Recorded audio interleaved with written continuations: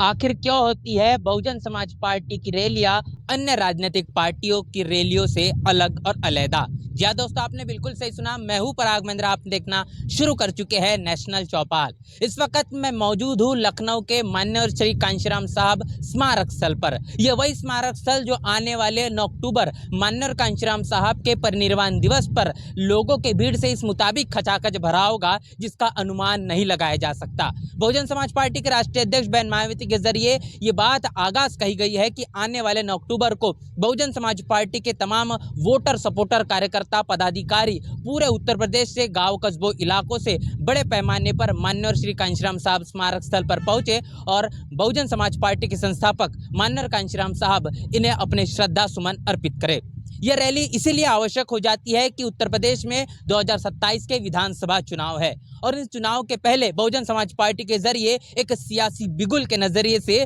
इस रैली को देखा जा रहा है। खासतौर पर अगर बहुजन समाज पार्टी की रैलियों की बात करेंगे तो बहुजन समाज पार्टी की रैलियों में आने वाले जो लोग हैं, जो बसपा के कार्यकर्ता होते हैं, बहुजन समाज से ताल्लुकात रखने वाले लोग होते हैं, तो बसपा के रैलियों में इकट्ठा होने वाली जो भीड़ है वो बड़े बड़े धन्ना सेठों पूंजीपतियों के पैसे से इकट्ठा की गई भीड़ नहीं होती, वो पैसे से बुलाई गई भीड़ नहीं होती। तो वो फूले शाहू बाबा साहब, तमाम बहुजन महापुरुषों से ताल्लुकात रखने वाली जो विचारधारा है, बहुजन समाज पार्टी की जो विचारधारा है और बहन मायावती को अपना नेता मानने वाले लोग हैं, वो तमाम लोग इसी आस्था और इस विचारधारा को मजबूती प्रदान करने के लिए भूखे प्यासे रहकर तमाम तरीके की दुख तकलीफों और समस्याओं का सामना कर कर बसपा की रैलियों को मंजिले मुकाम तक पहुंचाने के लिए, सफल बनाने के लिए एक बड़ा हुजूम के तौर पर उमड़ कर आते हैं। और ऐसा पहली मर्तबा नहीं, यह हमेशा से होता हुआ दिखाई देता है। बहुजन समाज पार्टी के राष्ट्रीय अध्यक्ष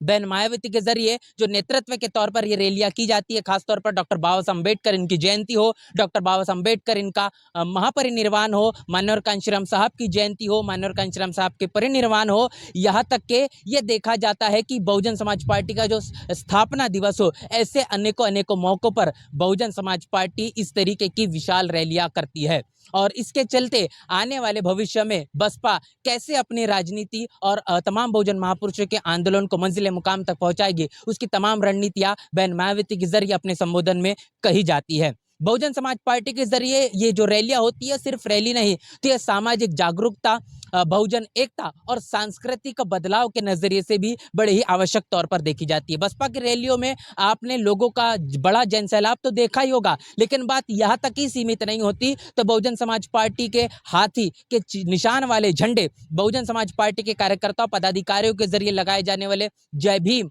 और बहुजन समाज पार्टी जिंदाबाद के नारे, बहुजन महापुरुषों के तमाम तरीके के संघर्ष वाले नारे आपने आसानी से सुनते हुए आपने देखा होगा। इतना ही नहीं तो ये बात भी देखने को मिलती है कि जिस मुताबिक बसपा आने वाले 9 अक्टूबर को माननीय कांशीराम साहब के परिनिर्वाण दिवस के उपलक्ष्य पर जो श्रद्धा सुमन अर्पित करना चाहती है, इसके पहले भी 2007 में बहन मायावती के जरिए ऐसी एक विशाल रैली का आयोजन किया गया था। इस रैली में तकरीबन 10 से 12 लाख लोगों की एक बड़ी मौजूदगी थी, जिसके चलते उत्तर प्रदेश की सियासत में एक ऐसा राजनीतिक भूचाल आया कि बसपा ने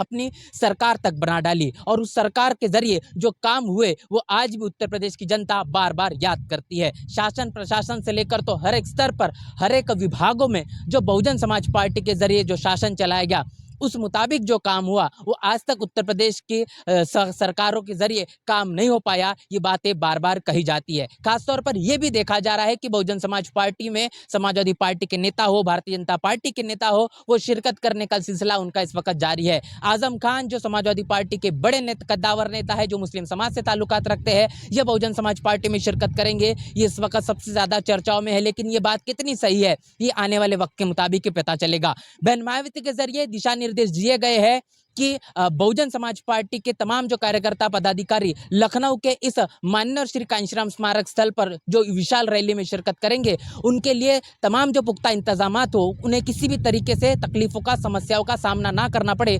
इसीलिए उनके लिए रमाबाई अंबेडकर जो मैदान है, एक विशाल मैदान जहां पर बहुजन समाज पार्टी अमूमन तौर पर अपनी रैलियां करती है और बसपा को लेकर ये कहा जाता है कि रमाबाई अंबेडकर मैदान को भरने की अगर किसी की हैसियत है तो बहुजन समाज पार्टी पार्टी की है, तो उसी मैदान में तमाम बहुजन समाज पार्टी के पूरे देश से, उत्तर प्रदेश से आने वाले जो कार्यकर्ता है, उनके रुकने ठहरने के अनेक प्रकार की जो सुविधा है वहाँ पर मुहैया करवाई गई है। वो भी आपको स्थल दिखाएंगे। तमाम तैयारियां यहाँ पर आप देखिए कि किस तरीके से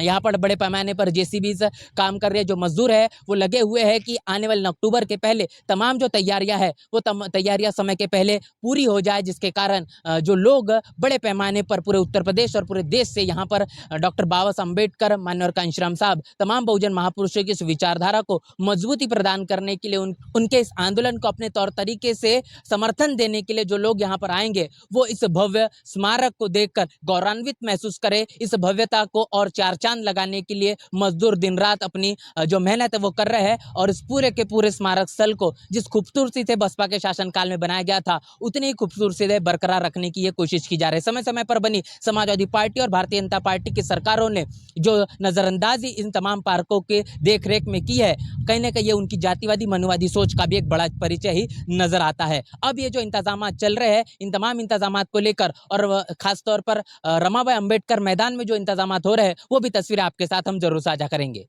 तो मेरे पीछे आप जो दरवाज़ा देख रहे हैं, ये दरवाज़ा रमाबाई अंबेडकर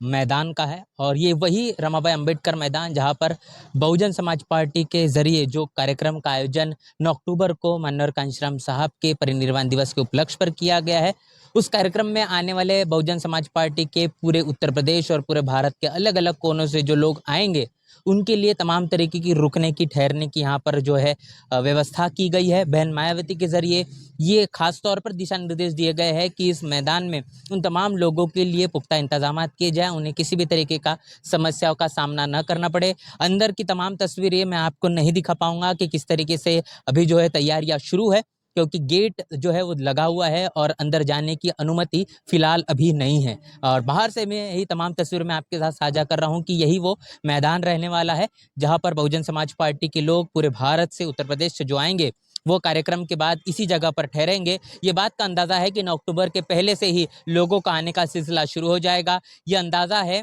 कि एक एक विधानसभा से 5-5 बसें बुलाने की बात बहन मायावती के जरिए बहुजन समाज पार्टी के उत्तर प्रदेश के प्रदेश अध्यक्ष विश्वनाथ पाल इनके माध्यम से कही गई है। 360 से अधिक बसों का ये टारगेट बताया जा रहा है। अनुमान लगाइए कि अगर एक एक बस भी एक विधानसभा से तकरीबन 5 बसों का जो टारगेट है वो दिया, तो अनुमान लगाइए कि अगर एक एक विधानसभा से भी यदि 5 बसें अगर फुल होकर आती है तो निश्चित रूप से जो स्मारक स्थल माननीय कांशीराम साहब का लखनऊ में बना हुआ है, निश्चित रूप से वो आपको पूरी तरीके से खचाखच भीड़ के नजरिए से भरता हुआ दिखाई देगा। और वो तमाम तस्वीरें कहने की उत्तर प्रदेश की सियासत के लिए शक्ति प्रदर्शन के तौर पर और उत्तर प्रदेश के 2027 के चुनाव के पहले एक बड़े सियासी दाव के तौर पर भी देखा जा सकता है। इन तमाम तस्वीरों को लेकर आपकी क्या राय है, आपकी क्या प्रतिक्रिया है? प्रतिक्रिया लिखकर कमेंट बॉक्स में जरूर बताएं। बने रहे नेशनल चौपाल के साथ, मिलते नए वीडियो में, तब तक के लिए जय भीम, जय भारत। बहुजन समाज की हर खबर पाने के लिए चैनल को सब्सक्राइब करें, लाइक करें, शेयर करें। नेशनल चौपाल को बचाने के लिए ज्वाइन बटन क्लिक करके चैनल की सदस्यता लें और चैनल को आर्थिक मदद करें।